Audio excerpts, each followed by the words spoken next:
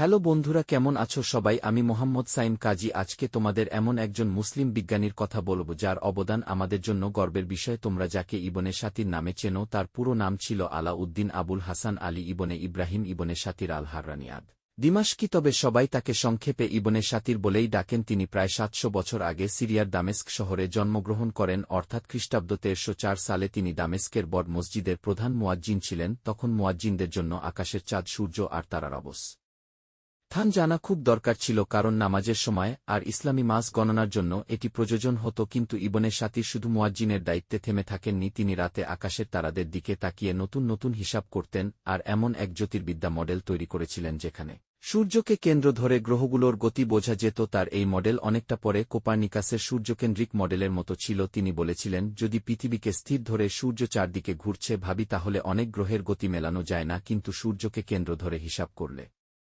সবকিছু সুন্দরভাবে মিলে যায়। অনেক ইতিহাসবিদ বলেন, কোপার্নিকাসও তার বই লিখতে ইবনে সাতিরের গণনার উপর ভরসা করেছিলেন। ইবনে সাতির শুধু তত্ত্বে থেমে থাকেননি, তিনি সূর্যঘড়ি তৈরি করেছিলেন যা দিয়ে দিনের সময় খুব নিখুঁতভাবে বোঝা যেত। এমন যন্ত্র বানিয়েছিলেন যেগুলো দিয়ে দূরত্ব আর কোণ মাপা হতো। তার লেখা অনেক বই পরে ল্যাটিন ভাষায় অনুবাদ হয়ে ইউরোপে ছড়িয়ে পড়েছিল এবং সেসব পড়ে ইউরোপের বিজ্ঞানীরাও তার ধারণা নিত। তাই ইবনে সাতিরের অবদান শুধু মুসলিম জগতে নয়, বরং সারা বিশ্বেই ছড়িয়ে পড়েছিল। আজ আমরা যখন নাসা হাবল টেলিস্কোপ বা স্পেস এক্সের কথা বলি, তখন মনে রাখতে হবে এই পথে প্রথম পা রেখেছিলেন মুসলিম বিজ্ঞানীরাও। ইবনে সাতির আমাদের শিখিয়েছেন কোরআন ও সুন্নাহর প্রতি দৃঢ় বিশ্বাস রেখে কিভাবে বিজ্ঞান নিয়ে গবেষণা করা যায়, নতুন তত্ত্ব আবিষ্কার করা যায়। বন্ধুরা, এই ছিল আজকের আলোচনা ইবনে সাতিরকে নিয়ে। তোমাদের কেমন লাগলো বলো? ভিডিওটি ভালো লাগলে লাইক করবে, কমেন্ট করবে আর বন্ধুদের সাথে শেয়ার করবে। মন্তব্যে লিখো পরের ভিডিওতে কোনো বিষয় দেখতে চাও। আবার দেখা হবে নতুন কোনো ভিডিওতে। ততদিন ভালো থেকো, সুস্থ থেকো, আল্লাহ হাফেজ।